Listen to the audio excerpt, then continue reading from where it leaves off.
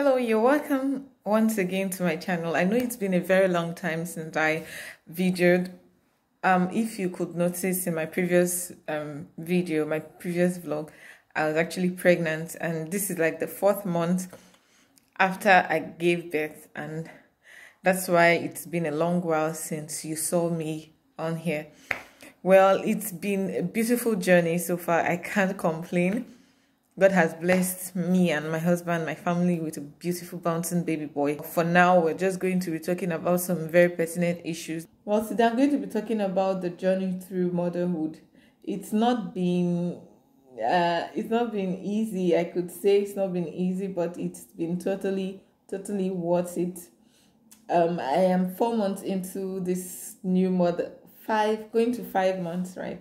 Into this new motherhood journey, and it's been a blessing. It's been a serious blessing. I've been able to learn a lot, but there are some lessons I would like you guys to learn and get prepared for even through this journey.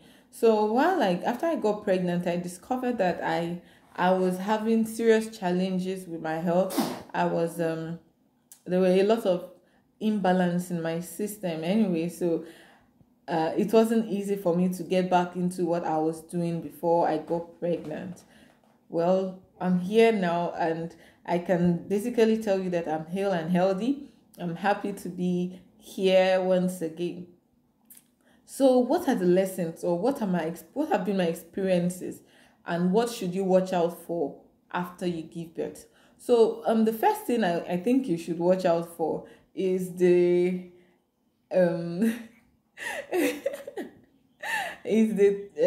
child care.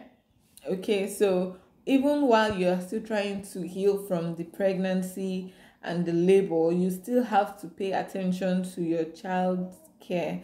Probably you would have 1 or 2 experienced people around you by the time you give birth, but you have the final say in taking care of your child.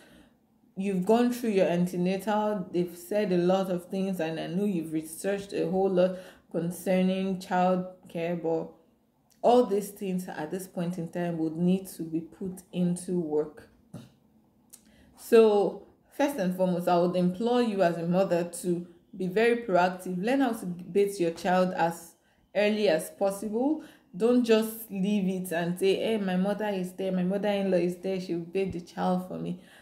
As they are bathing the child, always be there to watch them. Always be there to ask questions.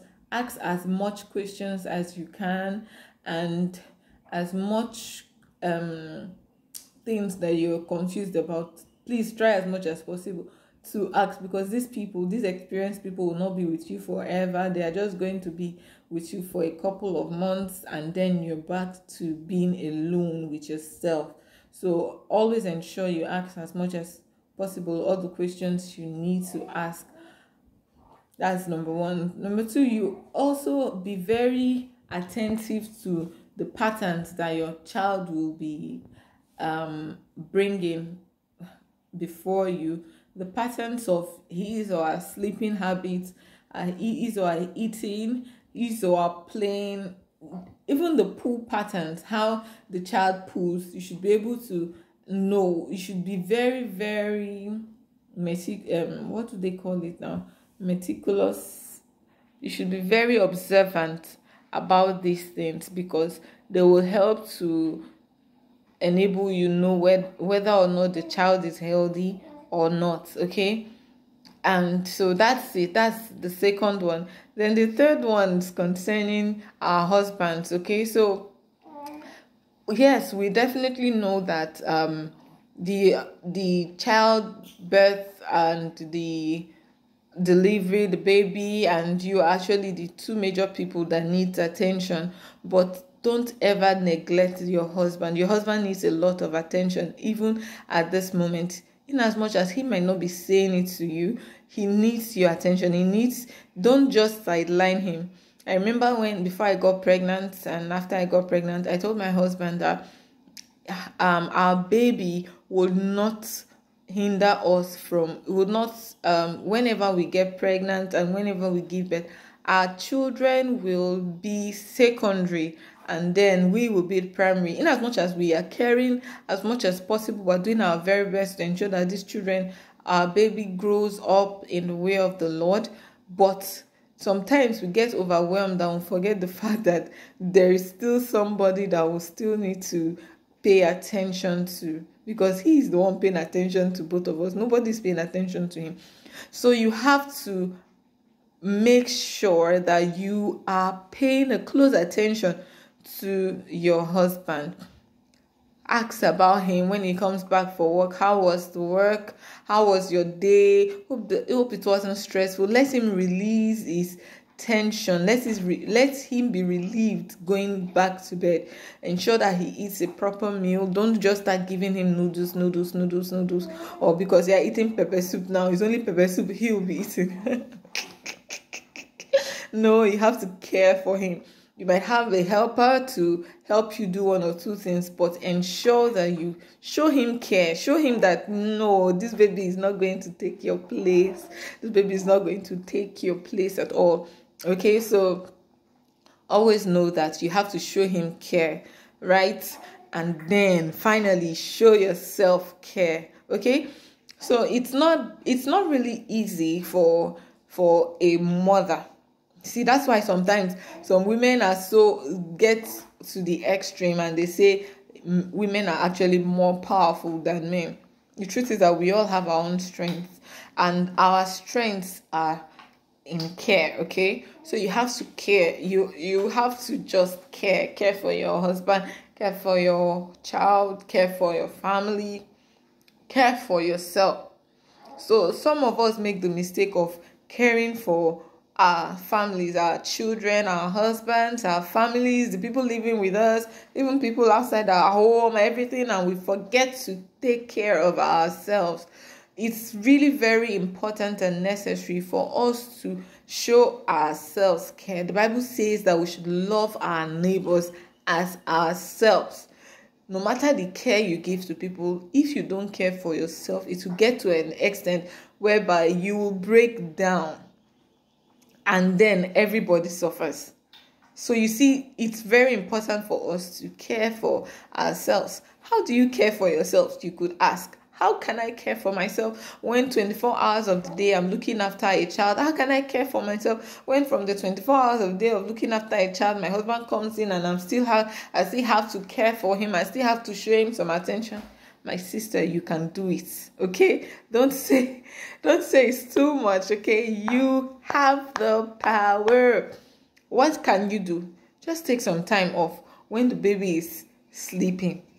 Just take some time off. Switch off your phone. You don't even need to sleep. Take some time off. Just lie down and reflect. Meditate. Think. Okay? Think about your environment. Think about yourself. Think about what next. Think about your health. Observe yourself.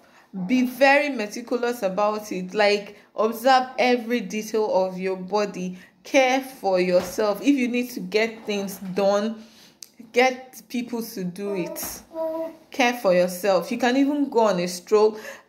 It actually happened to me. This thing I'm telling you actually happened to me. I was caring for everybody careable. I was doing everything. Not knowing I was going slowly into depression, And so by the spirit and special grace of God and by God's leading, I got out of it. And I was like, no, this thing cannot happen. I know who I am. I know who I was before I got married. I know what I'm targeting to be and who I want to be. And I cannot just start being so depressed about this.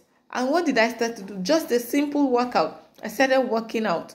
Every evening I go on a stroll. When my husband comes back, while I was still nursing my baby, I'll just tell him, please, dear, hold baby for 30 minutes. Just 30 minutes. And I'll stroll out, take fresh air, rethink, re-strategize. Okay, this is done. Thank you, Jesus. What's the next thing?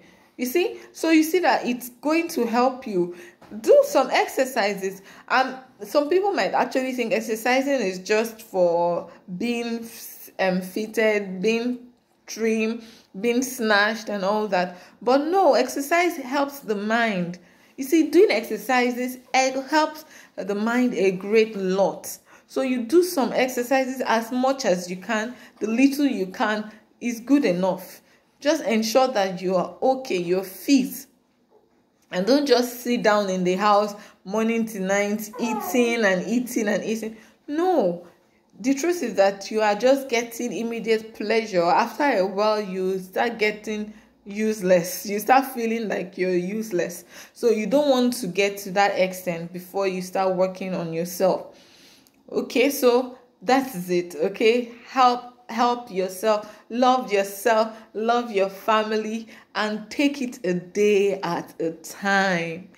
A day at a time. It's really very important for us to take this thing a day at a time. Be in so much love and happiness.